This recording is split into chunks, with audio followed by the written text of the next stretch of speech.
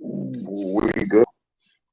Mic check, mic. Okay, mic is checked. What up, everybody? Welcome, welcome. This is Convos. Welcome to the opening festivities of our show. Give me 1 second here. Phone's bugging on me. Fortunately, we got to keep it in portrait mode here. It doesn't want to work any other way. Thank you to everybody tuning in on the early part of the show. This is Convos. Brought to you by DirtyKenzoproductions. I am Murph, aka the Dirty Kenzo. Let's get into all the what do you call it? The business, if you will.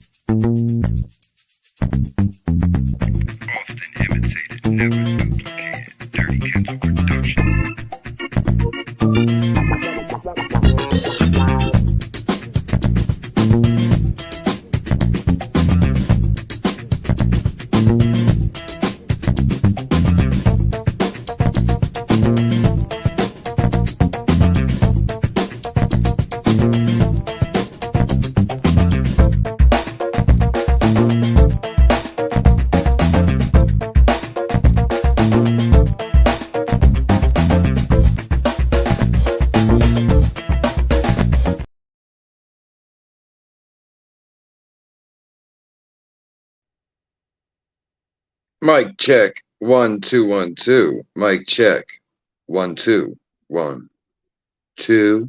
What up, everybody? It's your boy Murph, aka the Dirty Kenzo, coming to you guys for Convos, our weekly show where we talked about the shit nobody else wants to, because we come at things with a little bit of common sense, a little bit of critical thinking, Shit like that. And plus, you know, we try to respect every opinion, and I think that's what's lost in the world.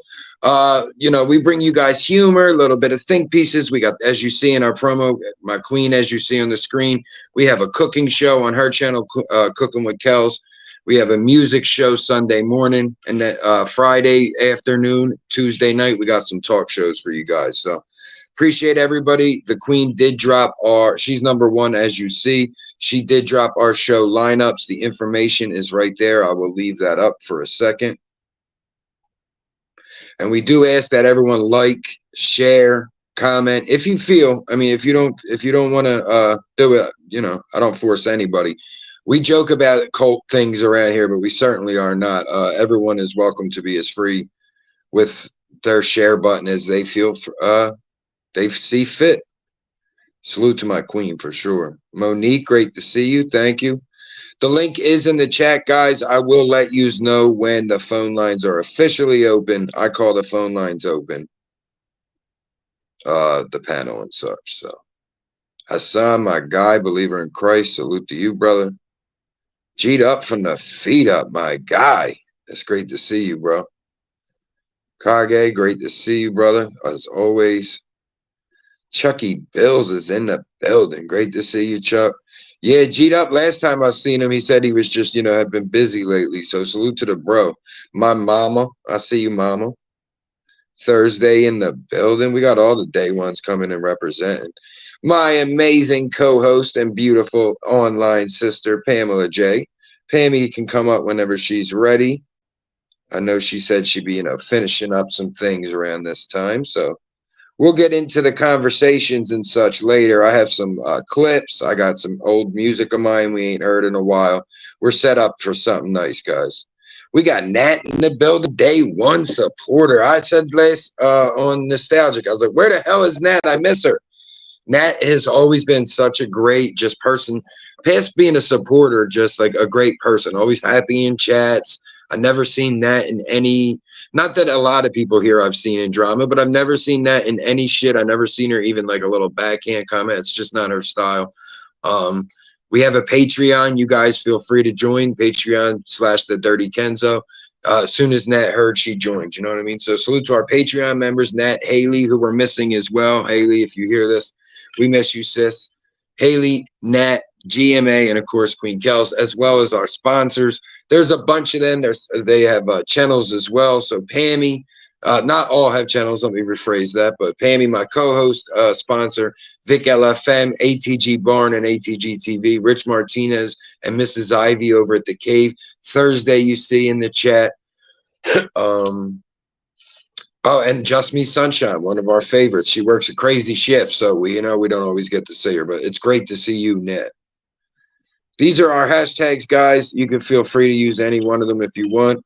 Salute to our work warriors, the beginning of, middle of, or end of your shift. We really appreciate you guys.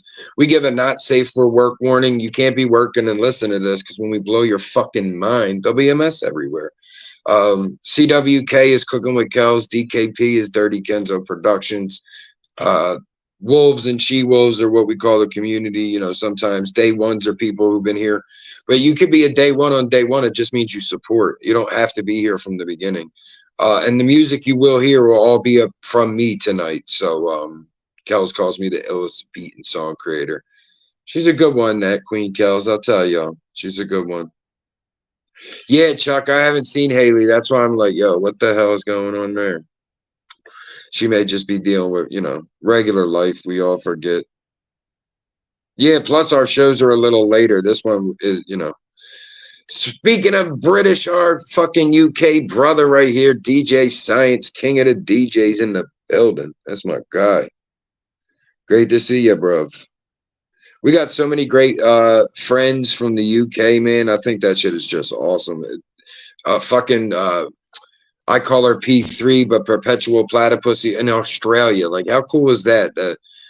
Like me, I'm a kid from Philly, small town kid. I haven't traveled much, you know, outside of Philly. Salute to DJ Wraith. I ain't really traveled a lot, guys. You know what I mean? I have, but I haven't. And to just think like we can panel or live chat with people, you know, halfway around the world is pretty cool. I think it's pretty cool. It's pretty cool. Hope everybody's having a great night. As I said, after some of our clips and shit like that, we will open them phone lines up. Speaking of Philly, we got a king in the streets in Philly, my guy Don Philly in the building. Ivy, salute Mrs. Ivy, Rich Martinez, The Cave. Ivy just uploaded a short, so I guess it's public knowledge now. She was having some discomfort and went to the hospital and needed a surgery. She's good, in good health and good spirits. I was on the phone with Richie, and everything went well. So just keep them in your thoughts and prayers. But everything's looking good, thankfully. Salute everybody in the chat, man. I love this live chat. I always have. Like when I had this show back in the day, and we had, it was crazy back in the day. We had a lot of people, then it would change, and I've always just loved the people in the chat, the interaction. But on the same token, this the internet. Nobody want to hear that fucking shit, Murph. They be like, fuck that.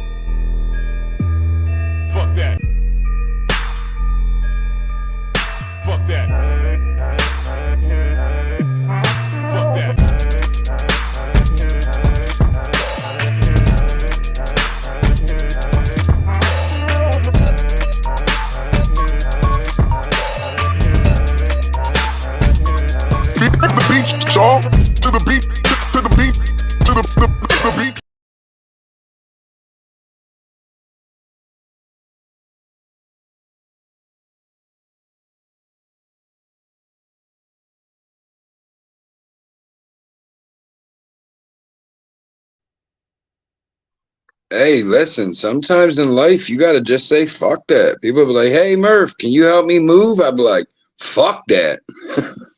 We want to give a big salute to our sponsors, and I also want to play our sponsor comedy video, if you will. This is a skit of mine.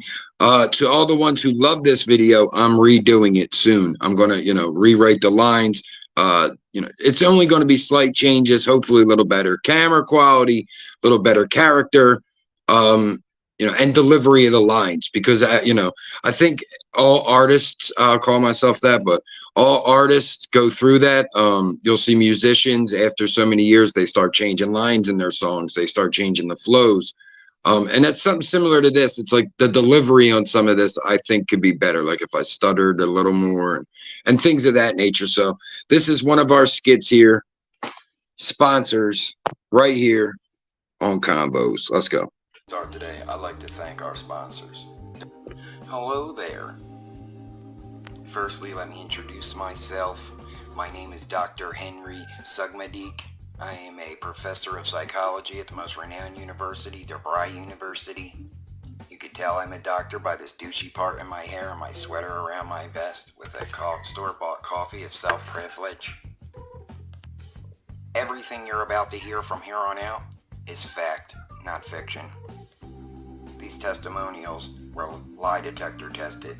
It's definitely a fact. And certified by a board of frickin' evil scientists. Here's the testimonials. Thanks.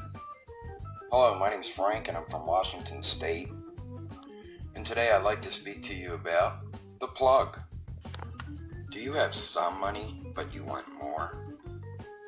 Would you like to double, if not triple, your money? Would you refer to yourself as a go-getter? Then meeting the plug might be right for you. Effects may include, but not be limited to: getting your ass whooped for saying anything stupid, getting your ass whooped for not paying him his money, looking at somebody the wrong way, not giving him his fucking money. If this applies to you, search for the plug today. Kenzo is also brought to you by: you want to rob your mom and fight your dad and forget it even ever happened? Maybe you want to tell a cop that you fucked his old lady, even though you didn't. If any of these apply to you, you might want to try Xanax. Ask your friends if Xanax is right for you today. Not a doctor though, because they don't give them out anymore. That being said,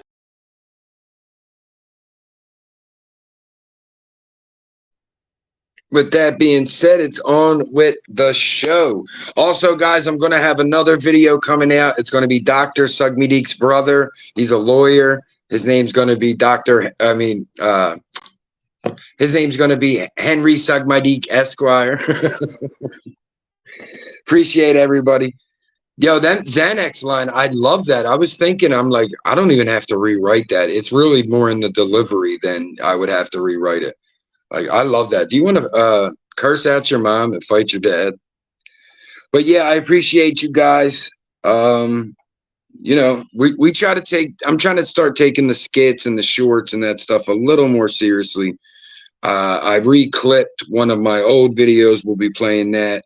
And I got a few gems that even I forgot about, like this one.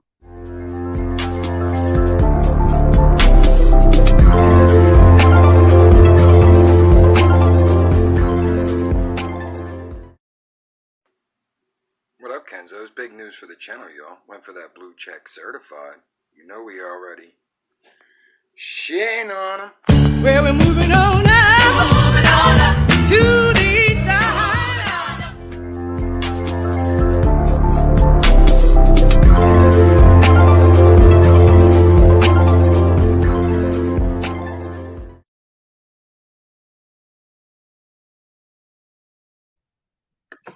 This is the demented humor you only get from Kenzo.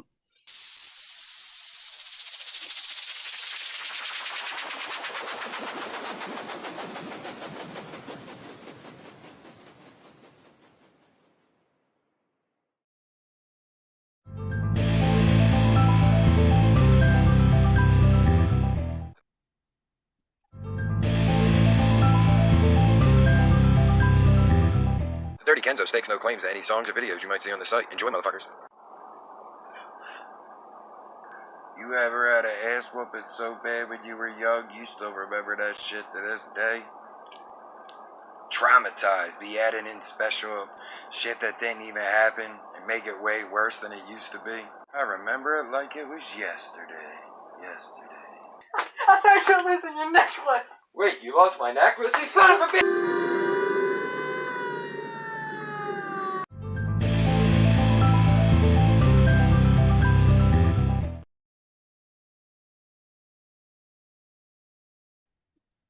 Salute to the one and only Cheese Curl Poppy for his assistance on that video. It's crazy. I filmed that video like 3-4 years ago, so it's like he don't even fucking sound like that anymore.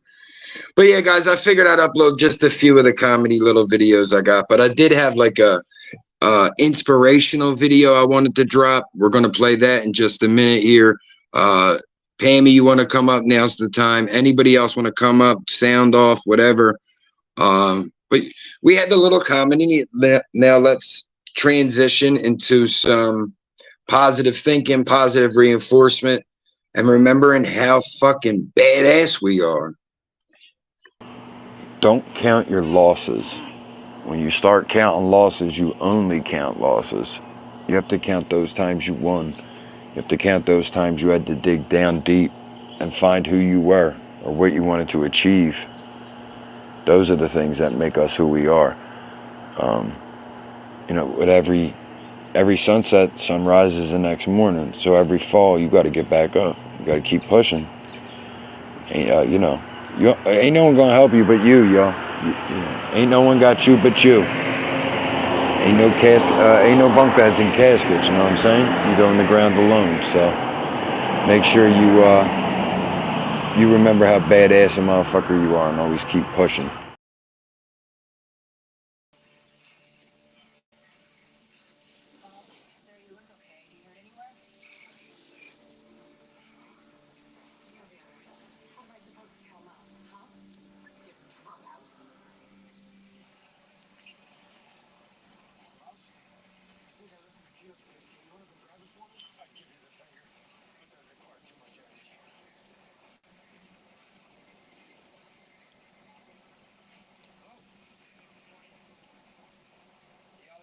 Sorry about the double time, y'all.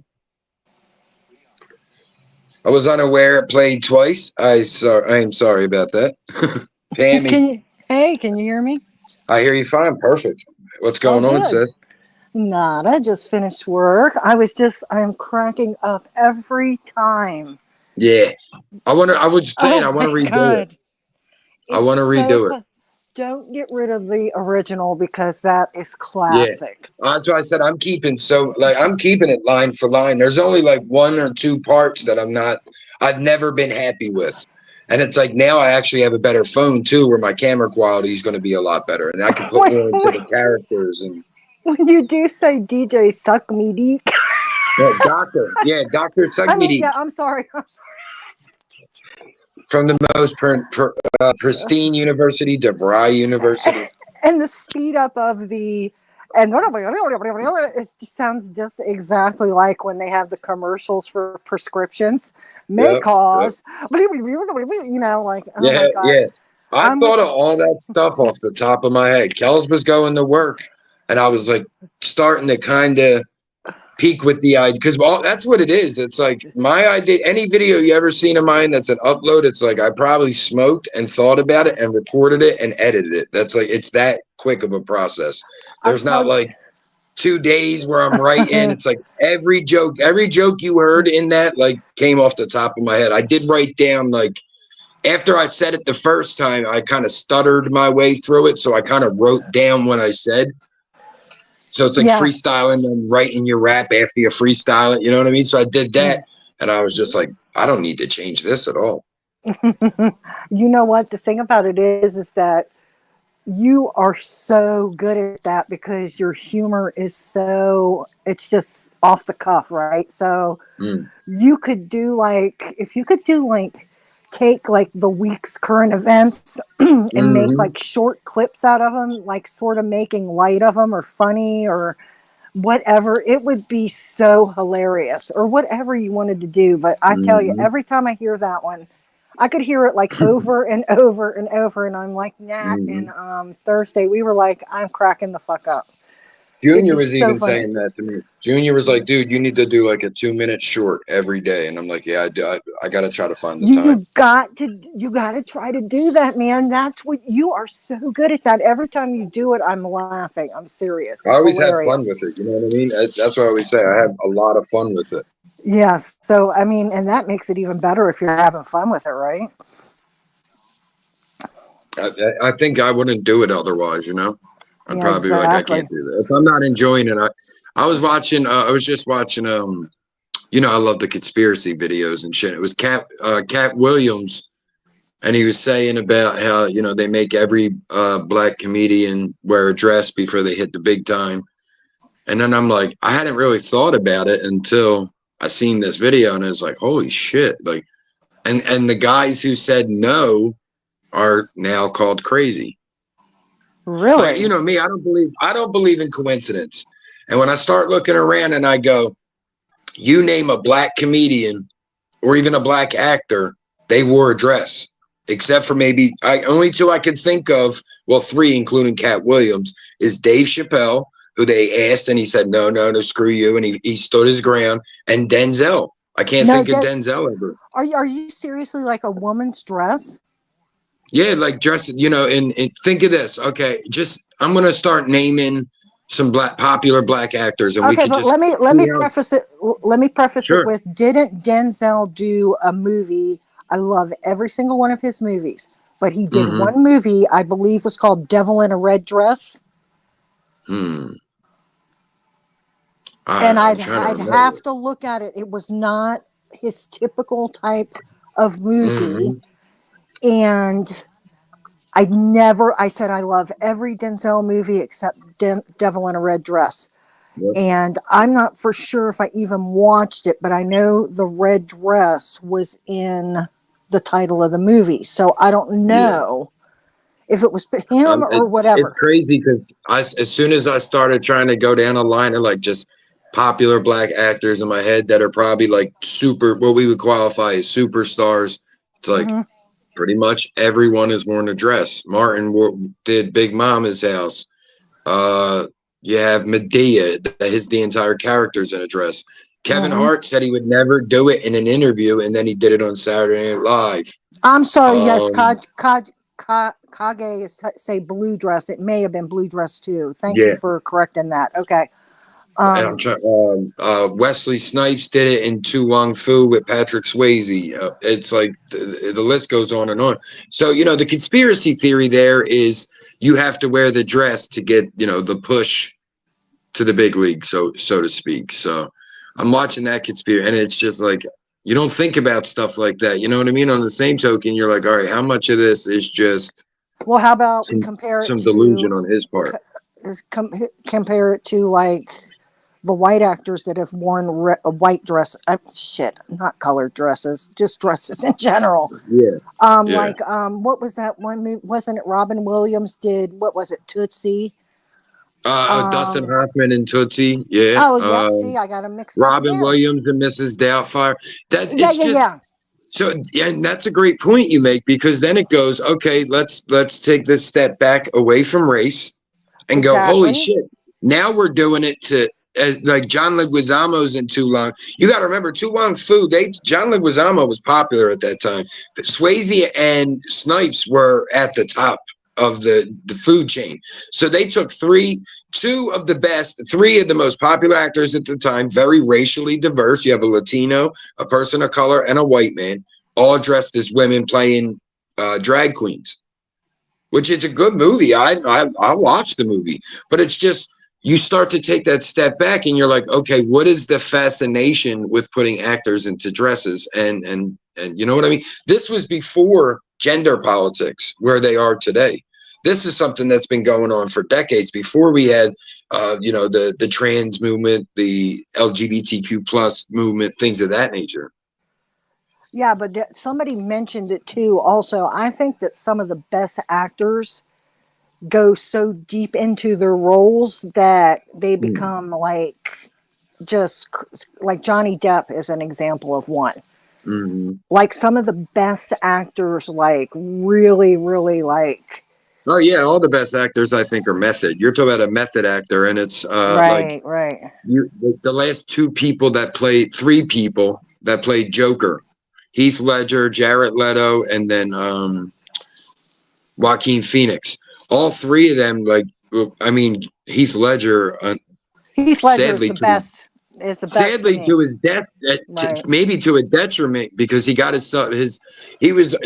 you're taking someone that already had, addiction problems, struggle with mental health and things of that nature. And then you're putting them into a role where you're like, yo, this guy's fucking crazy. He's maniacal. So the deeper you would get into that role, I could see it like fucking with your psyche. They said when they made Suicide Squad, Jared Leto was like mailing dead rats to people, mailing a bullet to Will Smith because his character was a guy with a gun and things of that nature. So it's like the more you get into the role, the kind of more detached you get, but you get those amazing performances. Jared Leto in Dallas Buyers Club, he won an Oscar for that performance as a trans person.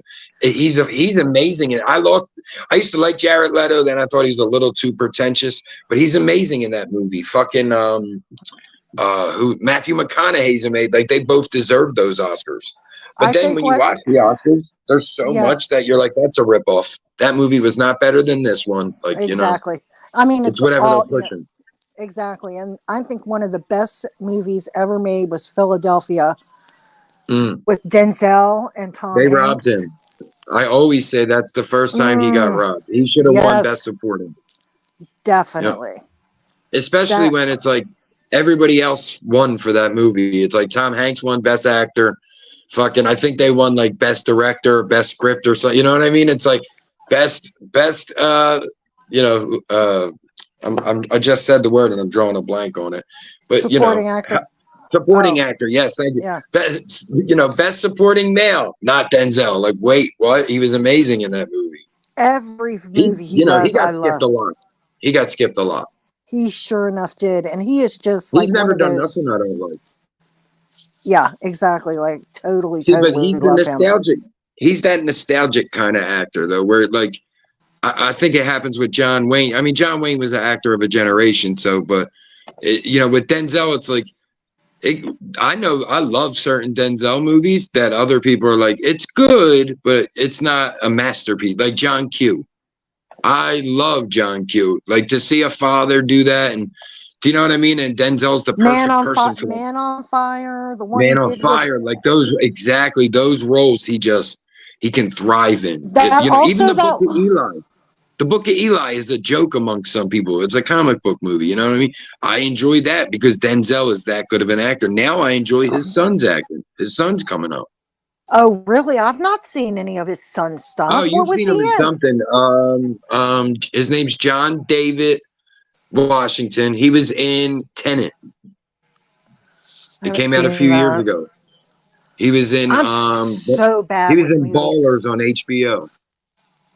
What The was show that, Ballers with the what was that one where Denzel played the bad cop with was it Ian? Training Day. Yeah, that one Ethan too, Hawke. man. That was fucking Yeah, great. Ethan Hawke. Yeah. Have a good one, Chuck. Thanks for hanging out, brother. Good night, Chuck. Be careful where if you're going out or something. Yeah, no, That's perfect, Kage. Jared Leto is pretentious, but he's such a great all-around entertainer. He's not in a box. Earned a bit of pride, I think.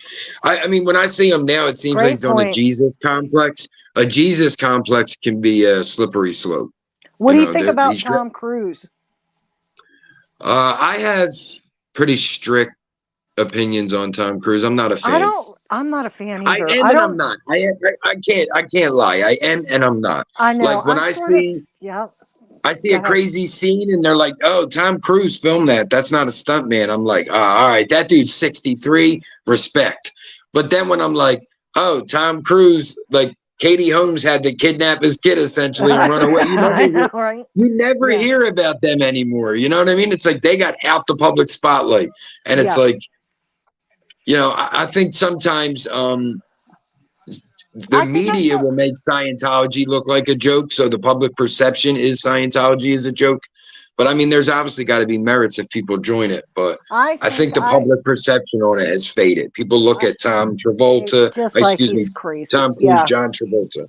They laugh at them. So. I think I saw an article recently where it said that Tom Cruise had not seen his daughter for 10 years.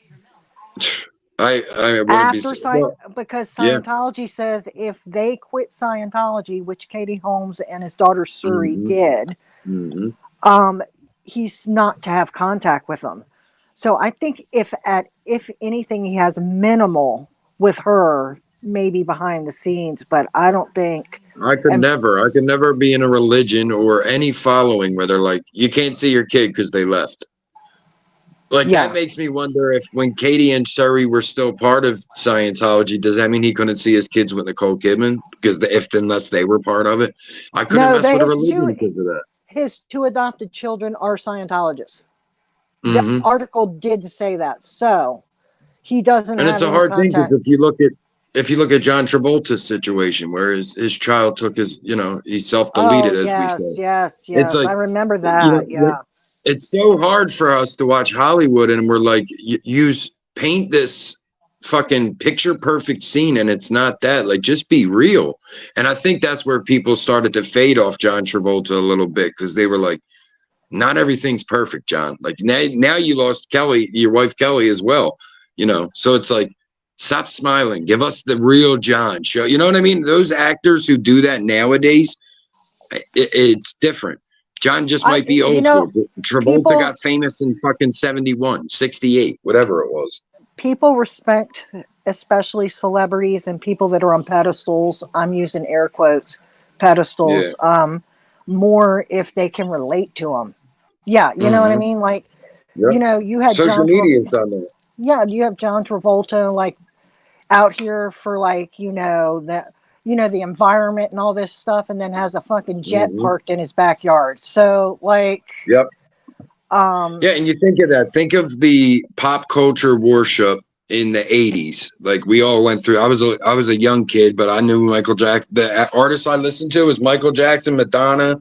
You know what I mean? Who was ever popular? I'm like 5, but it's like the pop culture worship started then. It was like Michael, Brit, Madonna. It just went line down line. It was like, all right, now we're into young boy bands, New Kids on the Block. 10 years later, now we got NSYNC and back. Do you know what I mean? It's like it was these trends, and it was like even then we didn't have the insider information we can have today. Well, and I think I saw you had to be in a fan club. Not too long ago, something came across my phone that autopsy report came back on Aaron Carter, and it was drowning due to Xanax and duster huffing or some crap. Yeah. That kid was messed up. It's a shame because he was fucked up for a long time. If you watch even, you know, I mean, he's been on camera since he was a kid, and it's a lot. I mean, we've all done that. Even when you're at a barbecue and your uncle's there. It's 1987 and your uncle got his fucking brand new camcorder. As soon as you see that camera, you're doing cartwheels. Do you know what I mean? It's always been that way. Even when cameras were first invented, you'd see people stop dead in the street and just, what is that thing? And that with humans, we've never lost that. It's like even if someone pulls out their phone and you could tell they're taking a selfie. Strangers will run up and jump in your picture. We're so accustomed to show off for a camera. Now you're asking a child to do this his entire life. And he's already only famous because he could sing and perform a little bit, sure, but it's because his big brother's in the Backstreet Boys. And then they give him a reality show while he's a young teen. And on the show, he's getting beat up by his brother and embarrassed and crying. And you know what I mean? That shit don't go away. Now you're fucking 23 to 33 doing drugs, trying to get back, you know, coming out saying your family did this, your parents stole it. It's this whole fucking mess that never ended, sadly, until he passed. Well, yeah, and then reality TV in itself has just been like a pure. Oh my God, it's just so. It's so crazy to think about how much TV's changed since I don't know. Let's just say '88. You have reality TV stars on here in these multi-million-dollar mansions and shit, like bitching about the stupidest little crap. And it's crazy because they come from nowhere. I know. Think of that. The kids from Jersey Shore, they're probably as rich or richer than some of the biggest actors in the 50s. Yeah. Do you know what I mean? And it's like those actors in the 50s are probably like, I have 3 Oscars. I went to Juilliard. And then you got the situation like, I signed up for an MTV show where I got to hang out with girls all day and get drunk. Oh, man. You know, it's crazy the way that works, but that's what it's became. You know, TV in the 80s was sitcoms. And some of the best sitcoms are Growing Pains, your Family Ties. Then it went to the 90s with the Full Houses, Step by Step, you know, Urkel. So we had sitcoms, and you didn't really have reality. The reality TV was the news. Yeah, exactly. And then they came out with some MTV shows there that had, Real World and Road Rules, and that started your reality TV. Then all of a sudden, it's like we're making bakers, Buddy the Baker. You got bakers famous now because of reality shows, and because people want to see what other humans do. We're always interested. They have a show called That's How It's Made for a reason. I know. I used to love watching that show. Oh, I love that show. That and Jeopardy, man, that was my shit. Like, man, I miss Alex Trebek big time. RP is in that building. Salute to the ladies of iTalk. We appreciate you. Princess, yes. They have a great show. Great show. I I was over iTalk last night with Chapo and Frankie Blanco. Man, that was a good one. Wasn't long, but it was a good conversation. Yeah, where was I that I saw Frankie?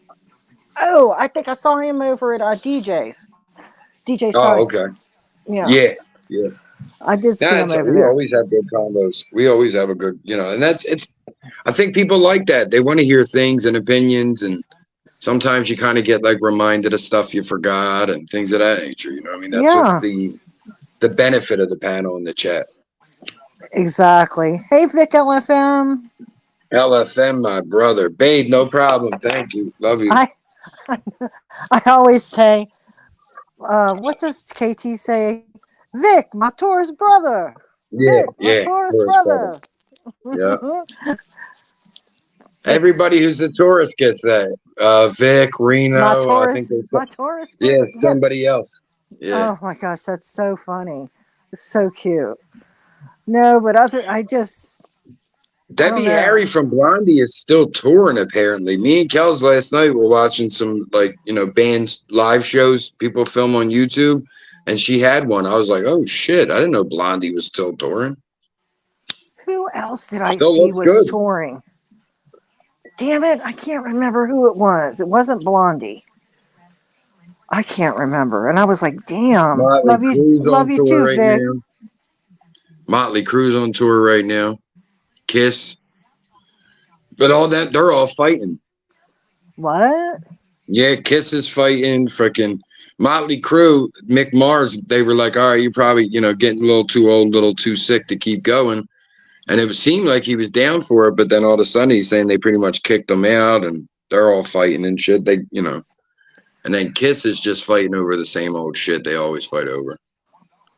Gene Simmons. It's like, meanwhile, you got yeah. fucking Metallica putting out some of the best work they've done since the 80s. Fucking Guns N' Roses is killing it. It's like some of these bands could get their shit together, man. They can make some money. I'm gonna tell you what. Have you listened to the Luke Combs remake of Tracy Chapman? Is it Tracy Chapman's Fast Car? No. Gotta listen to it. I mean, he does doesn't. He the original's always the best. Mm-hmm. Well, for the most part, and I still think Tracy's is better. But Luke Combs did Fast Car, and he did an awesome job. Mm. You got to listen to it. I know you don't like country, but I love Luke Combs. Yeah, I'll give it a try. He's a good one. Yeah, Kage, Guns N' Roses is like Axl, Slash, Duff, and the drummer Matt. They're all back together, so it's pretty much the original lineup back together. And they seem to be in hard, but it's a little hard to watch bands live after even when you watch Motley Crue, it's like he can't hit them notes no more. So it gets, it's a little, you got to understand these artists get older. It's harder for them. You have to understand that when you go to the show. You got to go in there and be like, all right, this isn't going to be the same Motley Crue I seen in 1991. Not unless not unless it's Patti LaBelle, man. Yeah, there's a few artists that are timeless. I mean, there's like, Roth. the women's, some of the women's, Pink. Pink's got an awesome voice. Yeah. Michael Jackson was that kind of artist where it was like no matter how old he was always able to do it. He was hitting his 50s and he was still dancing, hitting the notes. Yep. I think it's with rock music. I mean, obviously you're moving a lot more too, and like Metallica still sounds good. Yep, you know what I mean? But like I said, you listen to Motley Crue. I was listening to Home Sweet Home, and it's like they're not holding the note for even. I mean, not the backups are, but Vince Neil's notes are probably like a half of what they're supposed to be. You know what I mean? So you're like, the tone's off. He's off key. You're like, thank God you wrote this song. You sure as hell ain't singing it good right now. You know who when the controversy with well, not really controversy, but Kid Rock and Bud Light. Oh my God! I used to have the biggest crush on Kid Rock back in the day, like when in his younger days. Like I was like, he is so sexy. He's leaned into the Southern Republican big time. Like he's leaned into it. So that's, I mean, I could never be like, I'll never drink this beer again because you got a trans spokesperson. Like what? That's weird as shit. If I'm like, I'll never buy Swisher Sweets again, they got a gay on the wrapper. Like, come on, bro. That's the dumbest shit I ever heard of my. That was like when Nike was like, we stand with Colin Kaepernick, and a whole bunch of like middle-aged white guys are like, we're burning our Nikes. Nike's like, okay, go the fuck ahead. You buy the cheapest pairs. Yeah. Well, I think Nike also has a trans. Yeah, you have to. I mean, you have to try to have a trans that's going to be that was modeling athletic wear. I think it's the same. It's the same person. Oh, maybe On the Bud Light. Yeah, it is. Mm-hmm. I didn't know. I didn't pay that much attention. Name is escaping me. Kels knows the name. Dylan Mick something. Dylan, yeah. But yeah. I don't know. For one, I always go back to, like Junior said, you can't be smart and racist. So it's like when you look at the business model, it's like, how fucking dumb can you be? Of course they want trans people to drink Bud Light. They want everybody to. So that's what drives me nuts. Nowadays you got people that go, everybody's too woke. And it's like just a little bit of inclusion now. It's so bad now that you give a little bit of inclusion and this movie sucks. They're too woke now. The last movie was better. This one, they were bitching about the Mario movie, saying that Mario's a klutz and Princess is a bad. What's wrong with that? What's wrong with giving girls one? You know what I mean? Like, that's where I look at it. And King Troll spoke on that on his platform earlier today. Like, he was speaking, as his experience as a black man. And it's like, oh, so now we're even before I get my chance? And that's exactly what it comes down to for women, for trans people, for gay people, whatever. It's like, oh, let's drop it and be even now that we're finally getting a movie about a trans person, a supporting character. Do you know what I mean? It's like, I think people, they blow it up. Do you know what I mean? It's like, as soon as you hear about a trans person, it's like, they're trying to corrupt our kids. And it's like, then it's your job as a fucking parent to make sure they don't. Like, what are you crying for? Do your job. Well, I think the world's always been full of influences we either do or don't want our kids to get. And it's our job to sort them out. Your kid comes in one day and he goes, my friend said heroin ain't that bad. And you're like, wait a fucking minute. Yes, you have to give them that. You know what I mean? The ebb and flow. That's a great It's your job as a parent. It's your job as a parent to do that. So when your kid comes home and says, hey, my friend John is transitioning and wants to be Joan, you have to sit your child down and work your way through it. A lot of the ignorance is exactly that. Ignorance, people uneducated on the topics. A lot of people look at trans people and think, oh, he dresses like a girl now, he's gay. And it's like, no, they're still married to a woman. They just feel like they are a woman. They're not a lesbian because he still calls himself Dylan, identifies as he. So, you know what I mean? It's like, we don't understand. And that's a huge problem. The ignorance is what shows. And there's a huge problem with that. But like I said, for everybody to be like, oh my God, they're corrupting our kids. Like they're fucking giving demonstrations of how someone gets a transition surgery in 3rd grade. That's not happening. You're fucking, like I say that to people. Have you ever even seen a trans person? Do you know what I mean? It's like a lot of a percentage of people who bitch, it's just what they see on TMZ or No Jumper. They have no fucking, some do. That's why I said 8%. There's a percentage of people who don't encounter, the more ignorant people. That's what it always is when you're ignorant. The racist is because they don't live around blacks. The people who are insensitive or homophobic is because they're not around gays, transphobic, and so on. You know what I mean? So it's like if you're seeing trans people in your community and obviously you're not in jail for a hate crime, that means you're probably a little more accepting than those other group we're talking about. Well, it's your responsibility as a parent to arm your children with knowledge that they can debate and talk to people correctly and respectfully, and not just go with the flow. You know what I mean? Like knowledge. No one's a parent no more. Yeah, no one's a parent no more. It's like, I've seen so many people where it's like, is it an inconvenience for you to be a parent? Like that shit drives me nuts. It's like, I wanted kids my whole life. I will take every opportunity and used to and still do till this day to debate my kids on something that Yep. I think that if they say something that I think is off the cuff, I'll say, well, have you ever thought about it like Yep. this? Yep. And they're Me like, and Junior just had something like that 2 days in a row. The day before it was him, and yesterday it was me. And the good thing is we can 5 minutes, 10 minutes later apologize for the parts where we even know we went too far. Like the other day, he was being real pessimistic, and it was just like, I'm trying to talk him out of it and be positive, and he just kept shitting on shit and shit. And I'm like, just go the fuck away, Tom. Like, I got frustrated, you know what I mean? And then I hit him right up, and I was like, my bad about that. I never want to be that guy. You know what I mean? He's like, no, I know, you know. Sometimes And the day before, he did it with me. He said, like, whatever dumbass did this. And I'm like, I'm not a dumbass. It was there for your mom. And he kind of like, oh, I didn't mean that. My bad. I was just aggravated.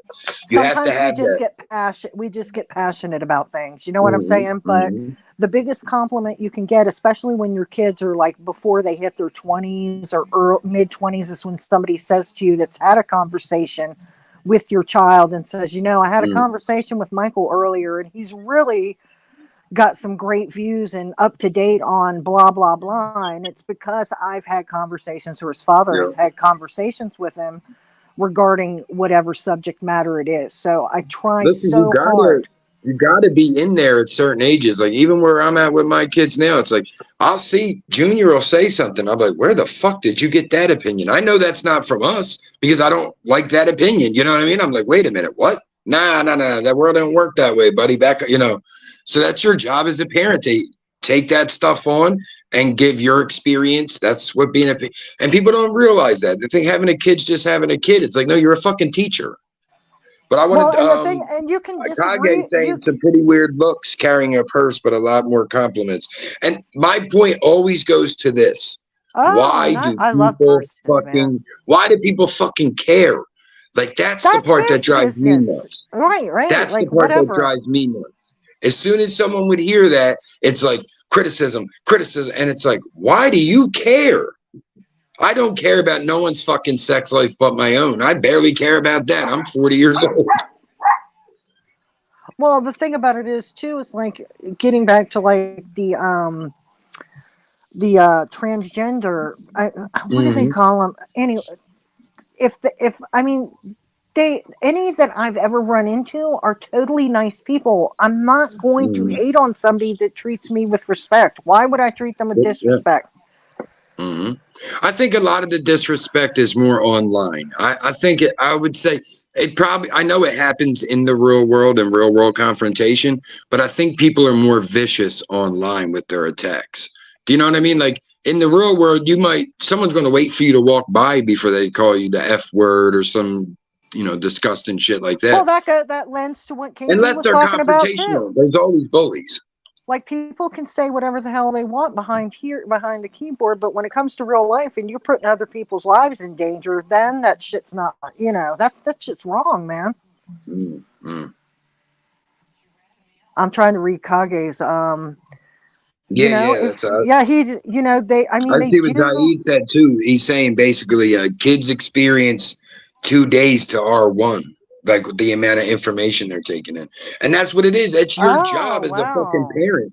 But you got to understand that the quote liberal extreme left and the parents, that was the what you expect to be the participation trophy parents of our generation. You know, you didn't lose, Bradley. Everyone won. And, you know, if everyone won, no one did. So that's, you know, some things we still need to work through as a country, obviously, but there needs to be understanding. We can't run through life with one side being like, yous are all transphobic. And it's like, no, people are uneducated. And then you got the other side like, oh my God, they're trying to turn our kids into fucking 4-year-old cross-dressers. And it's like, that's not what's happening. Some cases, yes, but you're being polarized by the media. You know what I mean? Compare it to COVID, compare it to everything. The way that they they sensationalize everything. They sensationalize it. I was just talking to a friend of mine about this yesterday, about all kinds of stuff that we sort of had to use code. We are real careful in the office. We use code words, like we can't talk about this, and we make sure we're out of people's earshot because they could complain that we're offending them or whatever. So. And that's the thing. We always hear about those cases, right? We don't hear about the cases where you know, somebody in your job transitioned, and I can't hate that person. I loved Reggie. How can I hate Regina? Do you know what I mean? We don't hear about those cases because it was fucking blissful, or even other cases where people didn't pursue it. There's always a case where it may have been bad, but one or both parties didn't pursue it to where the media grabbed it. But that's what they do. They always sensationalize. They're not showing where, you know, they're not showing the cop case where the cop got stabbed in the neck. They're showing the guy that's got his hands behind his back. Do you know what I mean? It's like they're sensationalizing it. They're getting us up in an uproar. And that's what they're, you know, like I said, they're out here pushing hate against kids, fucking teenagers. Like they're mad at Dwayne Wade's child for wanting to transition. This kid's 17 going on 18. Why do you care anymore? Like, you know what I mean? Even as society, it's going to be a grown adult. That person's going to be a grown adult soon. It's not up to you what the fuck they do anymore, or their parents. I know, but at the same token, I'm going to play devil's advocate here because I'm sort of a little iffy on this, okay? The thing about it is that the whole transitioning thing, if they're going to do the surgeries and all of that kind of stuff, there needs to be multiple thresholds of, I believe, especially when they're young, psychiatric. I mean, I was talking to somebody else about this. I don't know. I just think that I understand what you mean. You know what I'm saying? Like, I don't want to come across as the type that's like, nah, blah blah blah. But no, I think there's a lot of gray area, so I think it's hard to start making law with, you know, with so much gray area and all. But it's like, for me, my stance has always been, I don't want, like, just my opinion strictly, I don't want cis. What, you know, cis means you identify as what you're born in, male or female. That when people say cis male, that means you're born a male and you identify as male. So I don't even want straight cis kids talking about like their sexuality when they're 8. I think that's too young. I think that needs to be conversation that's had in puberty, once puberty's taken effect, for one. Do you know what I mean? It's like, I don't want to be giving a kid puberty blockers that's not in puberty yet. I think there's something wrong there. But like I said, when we have so much misinformation, so many people who are so hurt from the past, whatever it be, that we can't have the civil conversations to start peeling this back to figure out common sense legislation that works for everybody. That's what America's supposed to be. We need common sense legislation that works for everybody. So it has to be, people should be able to transition happily, but there has to be a threshold there of, are we doing? And also, we can't be making the thing about just one last thing, Tammy, and I'll let you go. I was just going to say, we can't base law off of something that right now is also trendy. But go ahead.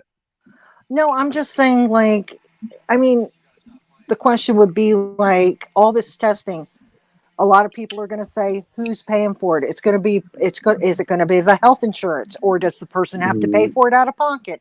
Does the blah, blah, blah. And it's, you know, the bottom line is, if I'm not going through it myself, it's not for me to say. It's hard to pay for it. It's hard to pay for it. Yeah, that's what I'm saying. It's hard to put your tax money into it too, yeah. It's not, it doesn't have anything that affects my life. So if you want if you want to do that, if you want to do it, fucking do it. I don't care. You're making another defense for what makes it difficult to make law, because I just drew a brain fart because you had such a good point. I wanted to piggyback off that. What the hell was I going to do? I forget what you just said. I do that shit all the time. My mind gets to racing so fast with ideas and stuff that I forget what the fuck I'm I had something to piggyback off it. Pilato, salute. I forget what the hell it was now. I'm trying to remember what you just mommy, said last. How are you? I'm trying to remember what you just said last. That makes it easier. No, but I'm just saying, like, it's not affecting my life in any way. And if it does affect my life, I'll cross that bridge when I get to it. It's not my fucking business what somebody else does. It's also hard to make legislature where something is essentially going to be a medical thing for you to transition. You have to have a surgery. So it's like, in this country with our health insurance fucking shit, it's going to be a long time before we could get any kind of, quote, like I said, common sense legislature. It's going to be before we could do anything because of that matter. It's like you're not going to have taxpayers wanting to, you know, throw into the pot when their prescription needs aren't being made, their co-pays are a little too much for them to cover, things of that nature. It's going to be hard. You know, you have to have people comfortable in their pocket and in their brain and morals to understand these things. You know what I mean? If we go, hey, everybody, I need you to pay $20 extra a month to help people with diabetes. A lot of people are going to do it because we understand diabetes almost to people who don't know what diabetes is, know what that. You know what I mean? It's like, oh, something with your sugar, right? Do you know what I mean? So it's like, because we know so much, we could be empathetic and say, yeah, I would definitely help people. I don't want no one to die from lack of sugar or too much sugar, vice versa, because we have that education. We need that education in everybody in the LGBTQ plus community.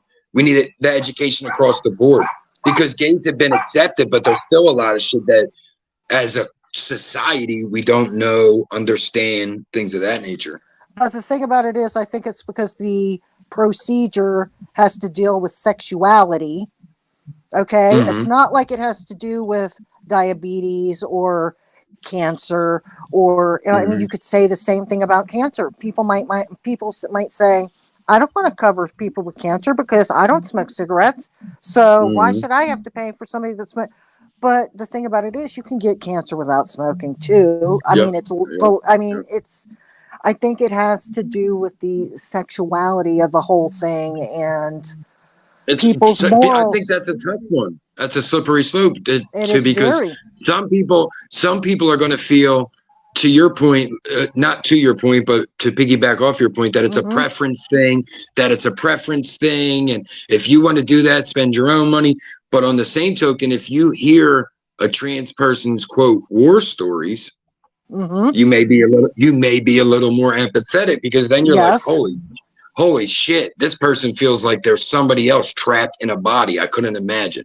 Do you know what I mean? So it's like it's that experience. It's that experience that really changes our perspective. I can't even imagine feeling that way. So that's where the empathetic part of me comes in to say, who am I to judge? I don't know what they're feeling like. What they're going through. Exactly.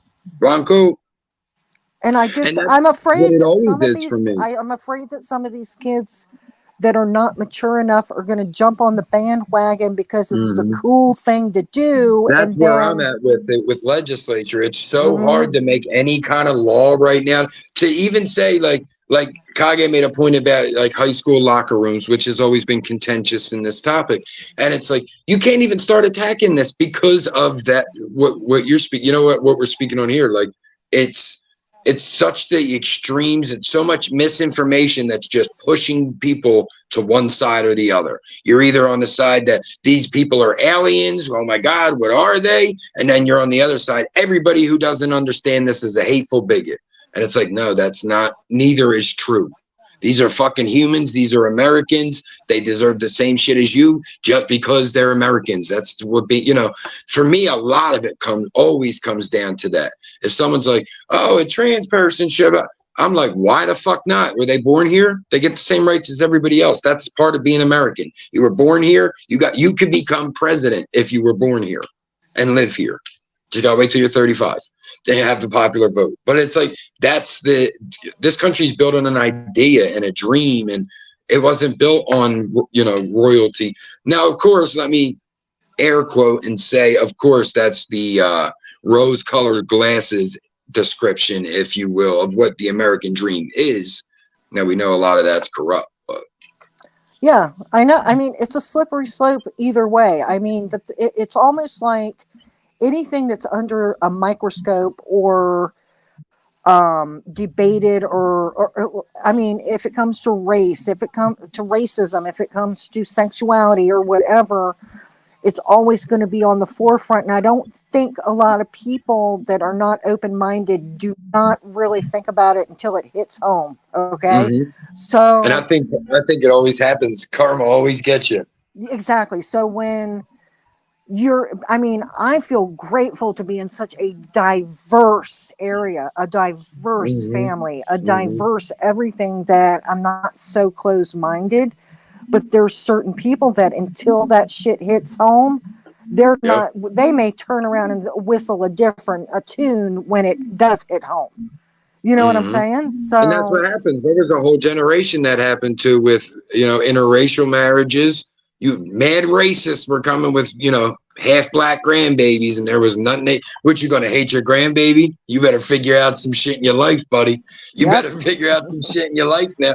And that's how the universe works. It's like, oh, when you were 12 to 15, 12 to 25, you were a homophobe, your second kid's going to be gay. Oh, you're a racist, Yep. your baby girl's going to like black men. And It it's works just, that way. I mean, you already know I'm in an interracial Mm-hmm. relationship.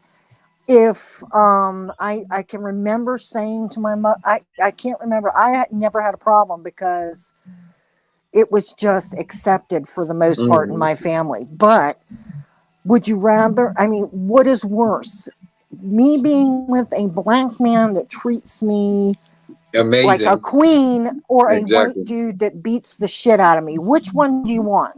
Think And about it. sadly, the racist mind would say the latter. They'd say, well, Exactly. even if he beat you, he's still white. And it's like, no, I think I want my daughter to be happy, you fucking idiot. Like, I know. See, I am but for so me, like I said, it grateful. always comes down to your individual freedoms as an American. So, like, let's put the shoe on the other here, a foot here, and say apply trans rights to straight rights. So, if someone was saying every time they put a straight person in a movie, they were pandering.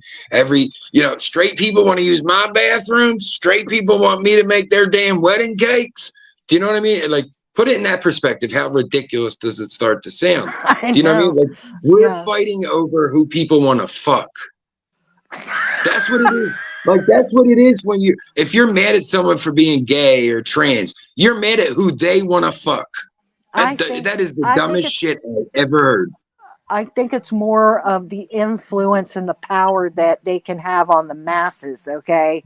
As far I as like think, I mean, especially the sure, but youth. they're a very vocal minority. Very vocal. But you had said, we both had agreed with, like, it starts at home and blah blah blah. But Mm-hmm, when mm-hmm. kids get a certain age and they get into their cliques, what we say at home sometimes does not matter, Yeah, because they're I mean, starting to come into themselves and they're going to exactly. do what the fuck they want to do. And every generation has been more accepting than the one before it. Exactly. In my experience, like, I grew up with my parents' generation is the 60s. I'm the 80s. And my kids are the 2000s. Every one of those has been less racist, less homophobic, less sexist. Do you know what I mean? It's like you've seen the gay community, women, people of color, you've seen since, let's say, like 1980, you've seen it skyrocket. But it was, before that, you had the civil rights movement fighting for that in the early 60s. So you would have that acceptance in the late 60s, early 70s. But each little 10-year block, people became more accepting. But to me, on a human level, I find it very hard, me personally. If somebody treats me with respect, I have a very hard time turning around and just disrespecting them. I just can't do it. You know what I mean? Regardless of what my views are, as long as they're not crossing the line with me, I'm not going to be rude and obnoxious to them. I'm That's just what I'm not saying. going to do it. It may But not be my cup we of have tea. to have conversations with people in high places that make sense, so these questions can get answered. Like, what's too early for someone to transition? What should we do with the bathroom issue? Things of that nature. Do you know what I mean? It's like you have to have people in prominent positions, whether it be trans Congress people, and people can. Right now we're fucked because the conservative movement is, people are getting very conservative again. As a country, we got real liberal in the 90s. I mean, we had a president who smoked weed, played saxophone on Arsenio, had fucking an affair in the Oval Office. Like, the 90s was popping. Let's not lie. Like, shit, we had wars, shit was crazy. We had the riots, we had crazy shit. But there was a lot of shit going on. It's a little different. You know what I mean? So. But at the same token, no matter who's in office or what the trend is, whatever your morals and your moral compass is set at, it's Mm-hmm. and you're that person, whatever's being done is not going to sway you whatever way. You know what I mean? It's the Yeah, it people that takes a are lot. impressionable. It's the Mhm. impressionable youth, for the most part, or people that are just on the fence and don't know what they Yeah, want. I mean, I stand my ground on what I believe in, so everyone I'm does. not worried Everyone about it. does. You know what I'm saying? Your Right. hardcore beliefs, we all lay on them, and Exactly. you need experience because if I go to somebody and I say, "Man, I don't know why you're being racist," you're going to have some experience in your life where it's going to bite you on the ass. They don't want to hear it. They don't believe it. Then when it happens, they got a humbling moment, or That's just like with Andrew Tate. I like Andrew Tate, okay? I don't care what anybody says. He stands, I don't agree with everything he says. hmm The reason I respect him is because he stands on what he says. He you know what I'm saying? Like he yeah, stands on a what he lot of says those and guys what he though. believes. Andrew Tate, Charleston White, fucking who's the other one? It's like a lot of those guys. It's like even Kanye. That's who. Charleston White, Kanye, and Andrew Tate. All three of them. Yes. It's like they'll say some shit that you'll be like so profound. You'll be like, wow, facts, 100, 100. Like if you imagine, like if you weren't Exactly. online, if you weren't online and you were like at a party and you're all Right. standing in a circle, the whole circle's hype as shit. Like, whoa, he's blowing our fucking minds. Kanye's like, they're just trying to hold us down. You're like, fuck yeah. Then he's like, it's all the Jews. And you're like, wait a minute, bro, what? I And know. Andrew Tate does the Exactly. same shit. He does the same thing. Andrew Tate's like, a man should stand up for himself. A man should be a man. And you're like, fuck yeah. And then he's like, women are trash. You're like, Andrew, what? What, dog? Charleston White's the same thing. Charleston White's like, we got too many single mothers. You're like, fuck yeah, we do. He's like, fuck black people. You're like, wait, what? I can't agree with all of this.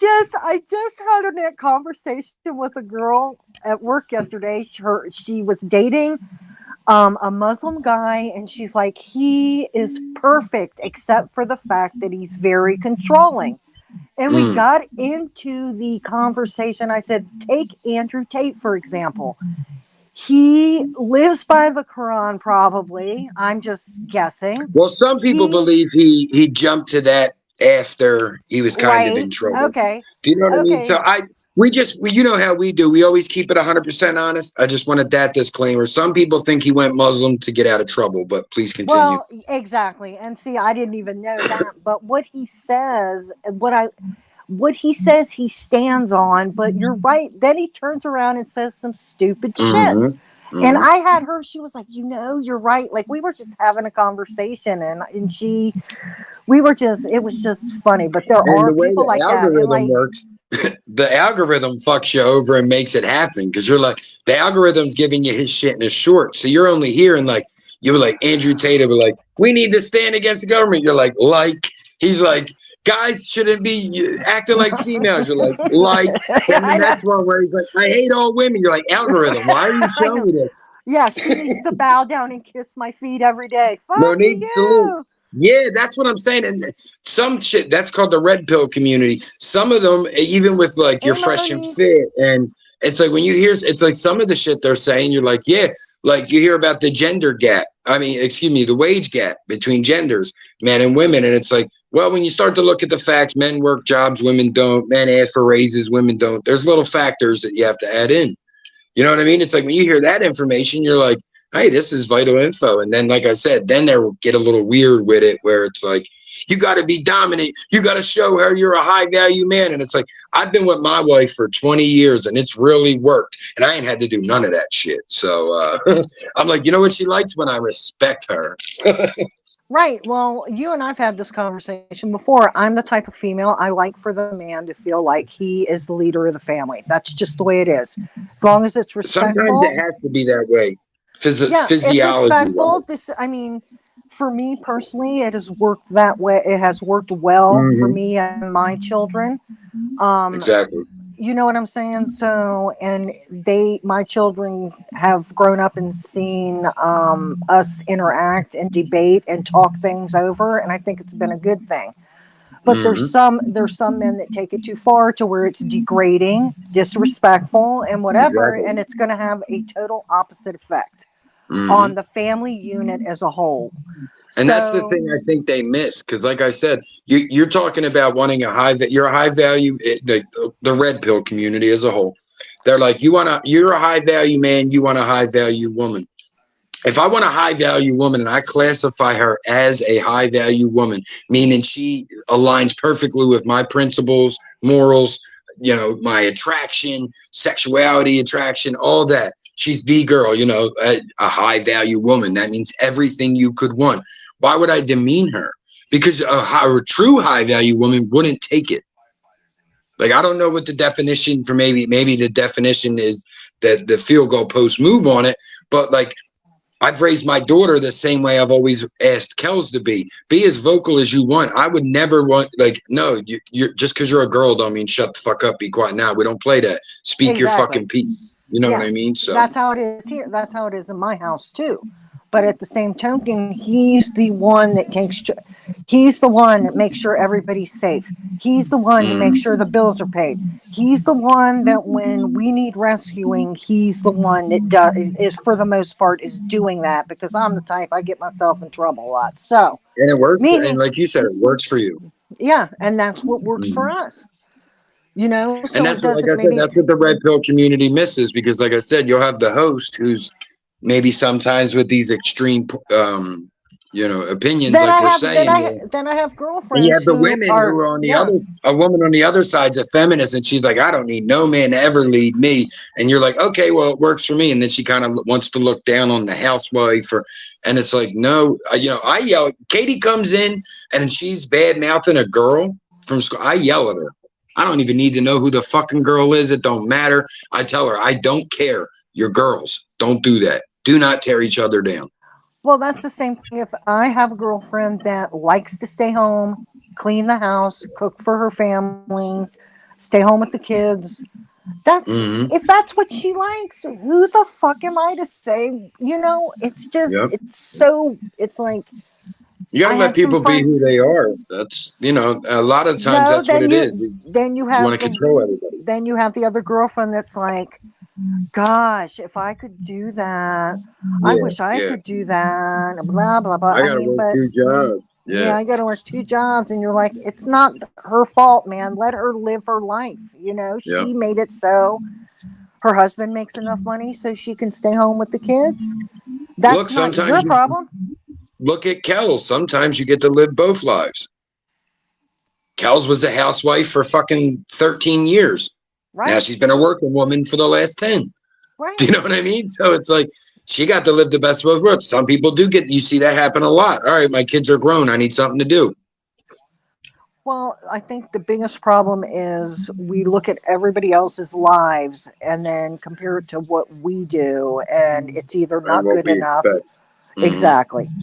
Yep. And before you know it, your life has passed you by, and you're like, I fucking wasted all that time, man. Yeah. See, that's what I always try to stress on people when they are that hateful. And I'm like, man, you got to change, because like the kids now, I tell people when they come out with a racist, homophobic, transphobic statement, I'm like, these kids nowadays are very accepting.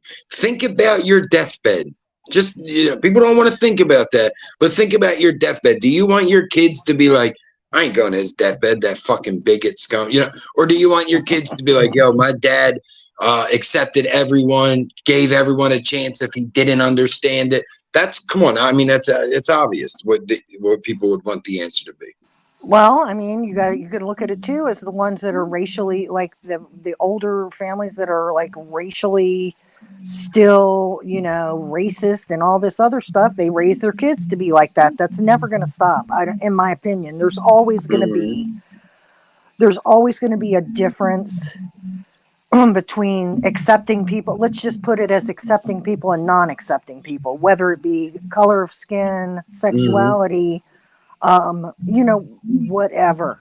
I think the numbers have changed a little more, though, because of the internet. Just because people in the middle of nowhere now can watch rap videos for the white kid on the cornfield. So when his dad's like, you know, blah, blah, blah, now he's starting to get these small experiences. So, I mean, I would say in the last, I don't know. But you're right. We won't put a number on it. But I'm just saying that I think there's a bigger group of people now where it's like you may have grew up with racist parents and you hate that shit. Like you love your parents, but you hate that shit. There's a lot of people that go through that. You know what I mean? It's like, oh I love my grandma, but she was racist. You know what I mean? And you have to try to come to terms with that. And not my grandma. That was an example. Right. But my grandma was racist, but not the blacks. but it's also the older generations, and I don't mean to sound that they're dying out, and hopefully a lot of the more more accepting patriarchs or matriarchs are taking over, and I mean, you do see more and more of that. I mean, even Oprah was quoted saying like racism won't die till that generation does. Yeah, and it's like in a way, sort of my view. It's never going to die, in my opinion. It's going to just get lesser and lesser, but it will always be there. Yeah, it will always. I mean, there's always going to be bigotry. That's the thing. It's like we'll be like, we got to kill racism, homophobia, transphobia. It's like, but there's always going to be some form of bigotry. I even said this, like to put it in a micro form. I said this when the high schools were making uniforms mandatory, because it was like, all right, well, what's the reason? And it's like, well, not everyone could afford name brand and blah blah blah, and it's like, all right, but there's still going to be those problems because one kid got on Dickies, the other kids got on Walmart. One kid's got on Jordans, the other kid's got on Walmart. You're still going to find those discrepancies. So are you still going to segregate it that much where you're like, you have to wear Walmart? You know what I mean? So it's like, not to mention school. I heard a woman speak on this and it was so profound because Jaden Smith, Will Smith's son, had said and quoted as saying, school prepares you for prison more than the workforce. And I always like that quote because I kind of agree, like this bell, that bell, follow this bell. But this woman I heard the other day, a doctor, I'm not sure of her degree, pardon me there, salute Breezy. Her thing was school doesn't prepare you for the workforce because in school it's shut up, listen to what I'm telling you, work by yourself. And that's not what work is. Work, it's like, all right, I need all three of you to get this job done by Friday, communicate with each other. So school doesn't always prepare us for the workforce. No. Again, that comes to home. Yeah. You have to do that as well. People think just dump your kid in school and you're done. Oh, they're in the elementary, I'm done. I would never depend on any type of a school system, whether it be private, public. I don't care what it is, to set the groundwork for my child's personality, his relationships with other people, or whatever. You know what I mean? So that's not happening. Yeah. You still have to be involved. Like even with Katie, where she feels like she needs to talk to somebody sometimes. It's like, if you don't want us involved, we'll give you that freedom, but you're still talking to us at home. So I'm not grilling you like I need to know what you told them people. But no, you need to speak to me as well about how you're feeling because I am the person who loves you the most in the world. Do you know what I mean? So it's like, and I have experience as well. I'm here to protect you. Yeah. I'm here to protect you. I'm here to protect you. That's my only concern. But Pammy, I see KT just came on. So let's wrap it up and we'll head over there. All right. Well, hey, buddy, I think we had a great conversation tonight. Oh, I think we had a great show. I hope, I hope everybody enjoyed the topic, and we all have different views and stuff, and we can respect each other. And I think that's just what the beauty of this show is. So exactly, that's what I always say.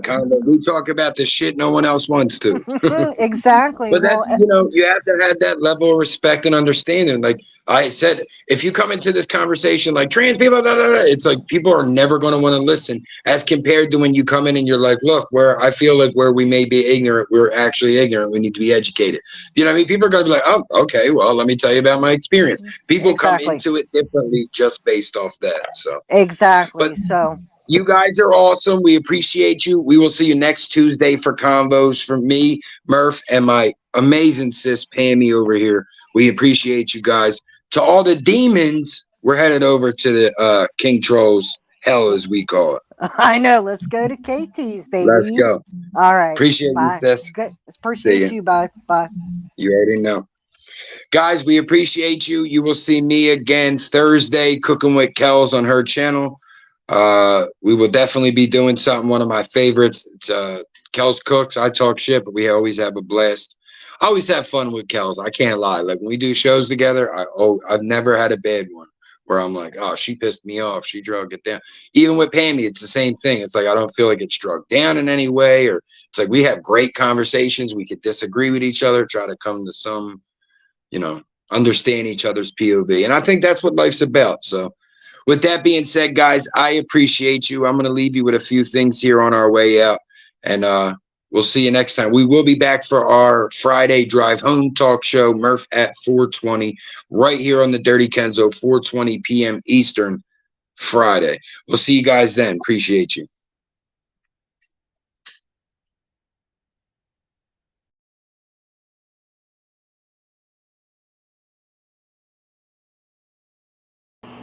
Don't count your losses. When you start counting losses, you only count losses. You have to count those times you won. You have to count those times you had to dig down deep and find who you were or what you wanted to achieve. Those are the things that make us who we are. You know, with every sunset, sun rises the next morning. So every fall, you got to get back up. You got to keep pushing. And, you know, ain't no one gonna help you but you, y'all. Ain't no one got you but you. Ain't no bunk beds and caskets, you know what I'm saying? You go in the ground alone, so make sure you remember how badass a motherfucker you are and always keep pushing.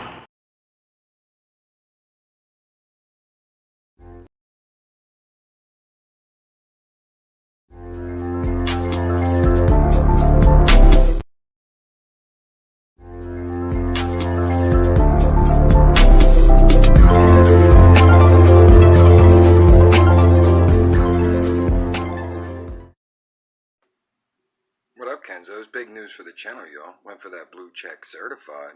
You know we already shitting on them. Well, we're moving on